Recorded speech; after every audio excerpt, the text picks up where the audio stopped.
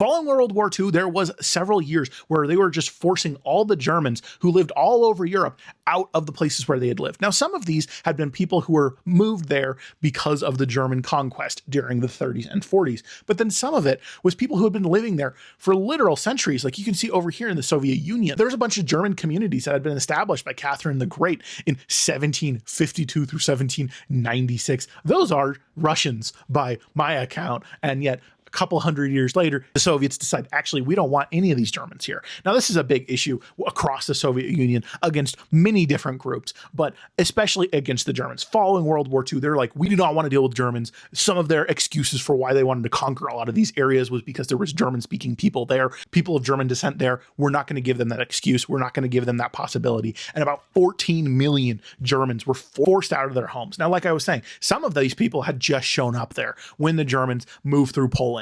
Others had been there for literal centuries. A lot of this wasn't done nice, right? Germans did a lot of terrible things during World War II. No one is debating that, hopefully anyways, but two wrongs don't make a right. Forcing people out who had no part of that conflict just because genetically they're German, being forced out of their homes and being moved out. Now, there was also several million people who lost their lives during this process of moving people around, and the Soviets were not nice to anyone who had any level of German ancestry. A big part of the German reparations to the Soviet Union was forced labor camps by Germans to have to work for the Soviets, many of whom never returned home. Like I was saying, sure, the Germans did terrible things, but do two wrongs make a right? No, they don't.